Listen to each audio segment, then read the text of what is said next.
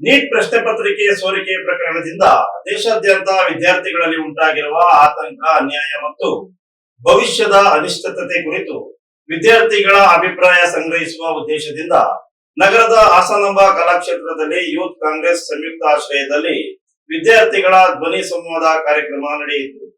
ಕಾರ್ಯಕ್ರಮದಲ್ಲಿ ಮುಖ್ಯ ಸಂಯೋಜಕರಾಗಿ ಭಾಗವಹಿಸಿದ್ದ ದೆಹಲಿಯ ಎಐಸಿಸಿ ಸದಸ್ಯ ಹಾಗೂ ಹುಬ್ಬಳ್ಳಿ ಧಾರವಾಡ ಉಡಾ ಪ್ರಾಧಿಕಾರದ ಅಧ್ಯಕ್ಷ ಶಾಕಿರ್ ಸನದಿ ಮಾತನಾಡಿ, ನೀಟ್ ಪರೀಕ್ಷೆಗೆ ಸಂಬಂಧಿಸಿದಂತೆ ವಿದ್ಯಾರ್ಥಿಗಳ ಅಭಿಪ್ರಾಯ ಮತ್ತು ಸಲಹೆಗಳನ್ನು ಕೇಂದ್ರ ಹಾಗೂ ಸಂಬಂಧಿತ ಸರ್ಕಾರಿ ಮಟ್ಟಕ್ಕೆ ತಲುಪಿಸುವ ಪ್ರಯತ್ನ ಮಾಡಲಾಗುವುದು ಎಂದು ಭರವಸೆ ನೀಡಿದರು.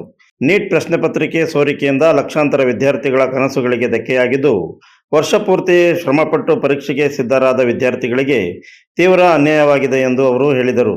ಯಾವುದೇ ಸ್ಪರ್ಧಾತ್ಮಕ ಪರೀಕ್ಷೆಯ ಯಶಸ್ಸಿನ ಮೂಲವೇ ಪಾರದರ್ಶಕತೆ ಮತ್ತು ವಿಶ್ವಾಸವಾಗಿದ್ದು, ಆ ವಿಶ್ವಾಸಕ್ಕೆ ಧಕ್ಕೆ ಬಂದರೆ ಶಿಕ್ಷಣ ವ್ಯವಸ್ಥೆಯ ಮೇಲಿನ ನಂಬಿಕೆ ಕುಸಿಯುತ್ತದೆ ಎಂದರು. ವಿದ್ಯಾರ್ಥಿಗಳ ಧ್ವನಿ ಸದಾ ಪ್ರಬಲವಾಗಿರುತ್ತದೆ.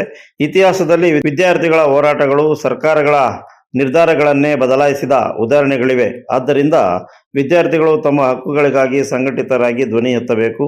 ನೀಟ್ ಸೇರಿದಂತೆ ಎಲ್ಲ ಸ್ಪರ್ಧಾತ್ಮಕ ಪರೀಕ್ಷೆಗಳು ಸಂಪೂರ್ಣ ಪಾರದರ್ಶಕವಾಗಿ ನಡೆಯುವಂತೆ ಸರ್ಕಾರ ಕ್ರಮ ಕೈಗೊಳ್ಳಬೇಕು ಎಂದು ಒತ್ತಾಯಿಸಿದರು. ನೀಟ್ ಪ್ರಶ್ನೆ ಪತ್ರಿಕೆ ಸೋರಿಕೆಯಿಂದ ಅನೇಕ ವಿದ್ಯಾರ್ಥಿಗಳು ಮಾನಸಿಕವಾಗಿ ಕುಗ್ಗಿದ್ದು, ಕೆಲವರು ಆತ್ಮಹತ್ಯೆಗೂ ಶರಣಾಗಿರುವುದು ದುಃಖಕರ ಸಂಗತಿ. ಲಕ್ಷಾಂತರ ವಿದ್ಯಾರ್ಥಿಗಳ ಕನಸುಗಳು ನುಚ್ಚುನೂರಾಗಿರುವ ಹಿನ್ನೆಲೆಯಲ್ಲಿ ಶಿಕ್ಷಣ ವ್ಯವಸ್ಥೆಯ ಮೇಲಿನ ವಿಶ್ವಾಸ ಮರುಸ್ಥಾಪಿಸಲು ಕಟ್ಟುನಿಟ್ಟಿನ ಕ್ರಮ ಅಗತ್ಯ ಎಂದು ಅವರು ಹೇಳಿದರು. ಕಾಂಗ್ರೆಸ್ ಜಿಲ್ಲಾ ಅಧ್ಯಕ್ಷ ಲಕ್ಷ್ಮಣ್ ಮಾತನಾಡಿ, ಇದು ರಾಜಕೀಯ ವಿಚಾರವಲ್ಲ, ವಿದ್ಯಾರ್ಥಿಗಳ ಭವಿಷ್ಯದ ಪ್ರಶ್ನೆಯಾಗಿದೆ ಎಂದು ಹೇಳಿದರು. ದೇಶಾದ್ಯಂತ ಲಕ್ಷಾಂತರ ವಿದ್ಯಾರ್ಥಿಗಳು ನೀಟ್ ಪರೀಕ್ಷೆಗೆ ಬರೆಯುತ್ತಿದ್ದು, ಪ್ರಶ್ನೆ ಪತ್ರಿಕೆ ಸೋರಿಕೆಯಂತಹ ಘಟನೆಗಳಿಂದ ಅವರ ಪರಿಶ್ರಮಕ್ಕೆ ಬೆಲೆ ಸಿಗದಂತಾಗಿದೆ. ವಿದ್ಯಾರ್ಥಿಗಳ ಅಭಿಪ್ರಾಯಗಳನ್ನು ಆಲಿಸಿ ಶಿಕ್ಷಣ ವ್ಯವಸ್ಥೆಯಲ್ಲಿ ಅಗತ್ಯ ಬದಲಾವಣೆ ತರಲು ಕಾಂಗ್ರೆಸ್ ನಾಯಕ ರಾಹುಲ್ ಗಾಂಧಿ ದೇಶಾದ್ಯಂತ ಸಂವಾದ ನಡೆಸುತ್ತಿದ್ದಾರೆ ಎಂದು ತಿಳಿಸಿದರು. ಕಾರ್ಯಕ್ರಮದ ನೇತೃತ್ವ ವಹಿಸಿದ್ದ ಯೂತ್ ಕಾಂಗ್ರೆಸ್ ಜಿಲ್ಲಾ ಅಧ್ಯಕ್ಷ ರಂಜಿತ್ ಗೋರೂರು ಮಾತನಾಡಿ, ವಿದ್ಯಾರ್ಥಿಗಳ ಧ್ವನಿ ಕಾರ್ಯಕ್ರಮದ ಉದ್ದೇಶ ರಾಜಕೀಯ ಮಾಡುವುದು ಅಲ್ಲ, ವಿದ್ಯಾರ್ಥಿಗಳ ಆತಂಕ, ಸಮಸ್ಯೆ ಮತ್ತು ಸಲಹೆಗಳನ್ನು ಆಲಿಸಿ ಸೂಕ್ತ ವೇದಿಕೆ ತಲುಪಿಸುವುದಾಗಿದೆ. ಪರೀಕ್ಷಾ ವ್ಯವಸ್ಥೆ ಸಂಪೂರ್ಣ ಪಾರದರ್ಶಕವಾಗಿರಬೇಕು ಹಾಗೂ ಪ್ರಶ್ನೆ ಪತ್ರಿಕೆ ಸೋರಿಕೆಗೆ ಅವಕಾಶವೇ ಇರಬಾರದು ಎಂಬುದು ಎಲ್ಲ ವಿದ್ಯಾರ್ಥಿಗಳ ಸಾಮಾನ್ಯ ಬೇಡಿಕೆಯಾಗಿದೆ ಎಂದರು. ಸಂವಾದದಲ್ಲಿ ವಿವಿಧ ಕಾಲೇಜುಗಳ ವಿದ್ಯಾರ್ಥಿಗಳು ನೀಟ್ ಪರೀಕ್ಷೆಯಲ್ಲಿನ ಸಮಸ್ಯೆಗಳು, ಪ್ರಶ್ನೆ ಪತ್ರಿಕೆ ಸೋರಿಕೆಯಿಂದ ಉಂಟಾದ ಪರಿಣಾಮಗಳು ಹಾಗೂ ಭವಿಷ್ಯದಲ್ಲಿ ಪರೀಕ್ಷೆಗಳನ್ನು ಹೆಚ್ಚು ಸುರಕ್ಷಿತವಾಗಿ ಮತ್ತು ನ್ಯಾಯಸಮ್ಮತವಾಗಿ ನಡೆಸುವ ಕುರಿತು ತಮ್ಮ ಅಭಿಪ್ರಾಯಗಳನ್ನು ಹಂಚಿಕೊಂಡರು. ವಿದ್ಯಾರ್ಥಿಗಳು ಕೇಳಿದ ಪ್ರಶ್ನೆಗಳಿಗೆ ಶಾಕಿರ್ ಸನ್ನದಿ ನೇರವಾಗಿ ಉತ್ತರಿಸಿ ಅವರ ಸಲಹೆಗಳನ್ನು ಸಂಬಂಧಪಟ್ಟ ಮಟ್ಟಕ್ಕೆ ತಲುಪಿಸುವ ಭರವಸೆ ನೀಡಿದರು. ಇತಿಹಾಸದಲ್ಲಿ ಬಹಳಷ್ಟು ಪ್ರೂಫ್ಗಳಿದೆ. ವಿದ್ಯಾರ್ಥಿಗಳು ಎಚ್ಚೆತ್ತಾಗ ಸರ್ಕಾರನ ಪಲ್ಟಿ ಆಗಿದ್ದಾವ. ಬಟ್ ಆ ಎಚ್ಚೆತ್ತುಕೊಳ್ಳದೆ ನೀವು ಸುಮ್ಮನೆ ನಿಮ್ಮ ಮನಸ್ಸಿನಲ್ಲಿದ್ದಂಥ ಸಿಟ್ಟನ್ನು, ಬಡವನ ಸಿಟ್ಟು ದವಡಿಗೆ ಮೂಲ ಅಂದಂಗೆ ತಾವು ನಿಮ್ಮ ಮನಸ್ಸಿನಲ್ಲಿ ಇಟ್ಕೊಂಡು ಕುಂತ್ಬಿಟ್ರೆ ಸರ್ಕಾರಕ್ಕೆ ಗೊತ್ತಾಗೋದಿಲ್ಲ. ಹಿಂದಿಯಲ್ಲಿ ಒಂದು ಮಾತಿದೆ, ಸರ್ಕಾರ ಹಮೇಶಾ ಸೆ ಅಂದಿ ಅವ್ರ ಬೆಹರಿ ಹೋತಿ. ಅದಕ್ಕೆ ಕಣ್ಣು ಇರೋದಿಲ್ಲ, ಕಿವಿನೂ ಕಾಣೋದಿಲ್ಲ. ಅದಕ್ಕೆ ಗೊತ್ತಾಗೋದೇನೆಂದ್ರೆ ವಿದ್ಯಾರ್ಥಿಯ ಕೂಗು. ಆ ಕೂಗು ಹೊರಗೆ ಬರದೆ ಹೋದರೆ ಸರ್ಕಾರ ಎಂದೂ ತಮ್ಮ ಸ್ಪಂದನೆಗೆ ಬರೋದಿಲ್ಲ. ಅದು ಒಂಥರ ಟ್ರಾನ್ಸ್ಪರೆನ್ಸಿ ಮಾಡಲಿಕ್ಕೆ ಅಥವಾ ಸೀಕ್ರೆಸಿನ ಮೇಂಟೈನ್ ಮಾಡಲಿಕ್ಕೆ ಮಾಡ್ತಾರೆ ಅನ್ಬೋದು. ಬಟ್ ಹ್ಯಾಕ್ ಆಗ್ಬೋದಲ್ಲ, ಸರ್ವರ್ಸ್ಗಳು ಹ್ಯಾಕ್ ಆಗ್ಬೋದು. ಅದು ಸದ್ಯಕ್ಕೆ ಇನ್ನೂ ಡಿಸ್ಕಷನಲ್ಲಿ ಇರ್ಬೋದು. ಇಂಪ್ಲಿಮೆಂಟೇಷನ್ ಬರೋದು ಕಷ್ಟ ಆಗ್ಬೋದು. ಅದು ಬರುತ್ತಾ, ಕನ್ನಡ ಗೊತ್ತಾಗುತ್ತಲ್ಲ. ನೀವೆಲ್ಲರೂ ಏನು ಮಾಡಾಕತ್ತೀರಿ, ಗೂಗಲ್ ಕೇಳಾಕತ್ತೀರಿ, ನೀವು ಗುರುಗಳಿಗೆ ಕೇಳ್ರಿ ಎಲ್ಲ.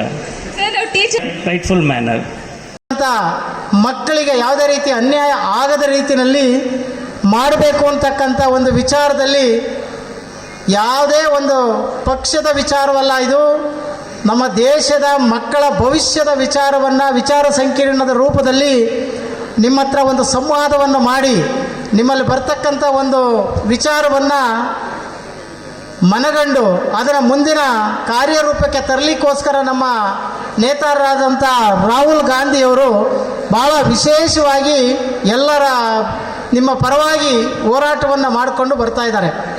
ನಿಮಗೆಲ್ಲ ನೋಡ್ತಾ ಇದ್ದೀರಾ. ಅದನ್ನು ಆ ಸಂವಾದನ ಮಾಡಲಿಕ್ಕೋಸ್ಕರ, ನಿಮ್ಮಲ್ಲಿರ್ತಕ್ಕಂಥ ಪ್ರತಿಭೆಯನ್ನು ತಗೊಳ್ಲಿಕ್ಕೋಸ್ಕರ, ನೀವು ಕೊಡ್ತಕ್ಕಂಥ ಸೂಚನೆ ಸಲಹೆಗಳನ್ನ ತಿಳ್ಕೊಂಡು ಅದನ್ನು ಏನು ಮಾಡಬೇಕು ಮುಂದೆ ಅಂತಕ್ಕಂಥ ಒಂದು ಇಡೀ ದೇಶದಲ್ಲಿ ಆಂದೋಲನ ರೀತಿಯಲ್ಲಿ ಮಾಡಬೇಕು ಅಂತಕ್ಕಂಥ ಒಂದು ಇದಕ್ಕೆ ಬಂದಿರತಕ್ಕಂಥ ನಮ್ಮ ನಾಯಕರುಗಳು ಇವತ್ತು ನಿಮ್ಮನ್ನೆಲ್ಲ ಕರೆದಿದ್ದಾರೆ.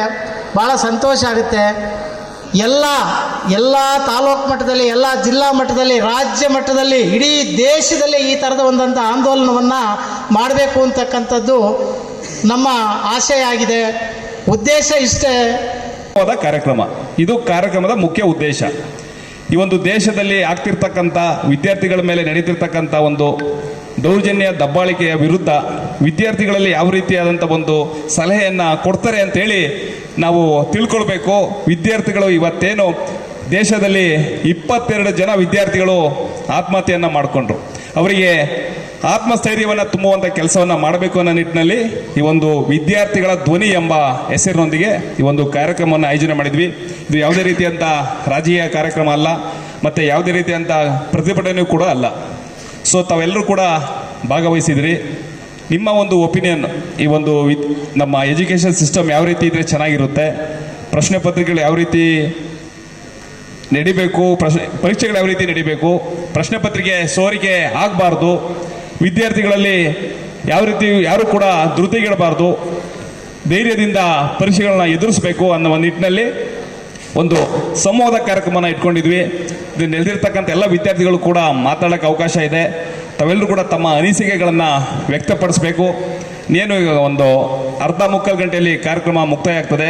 ತಾವೆಲ್ಲರೂ ಕೂಡ ಶಾಂತ ರೀತಿಯಲ್ಲಿ ಈ ಒಂದು ಕಾರ್ಯಕ್ರಮ ಯಶಸ್ವಿಗೆ ಸಹಕರಿಸಬೇಕು ಅಂತ ಹೇಳ್ತಾ, ಇಲ್ಲಿ ನಮ್ಮ ಎಲ್ಲ ಪ್ರತಿಷ್ಠಿತ ಕಾಲೇಜಿನ ಪ್ರಾಂಶುಪಾಲರು ಹಾಗೂ ಸಿಬ್ಬಂದಿ ವರ್ಗದವರಿದ್ದಾರೆ.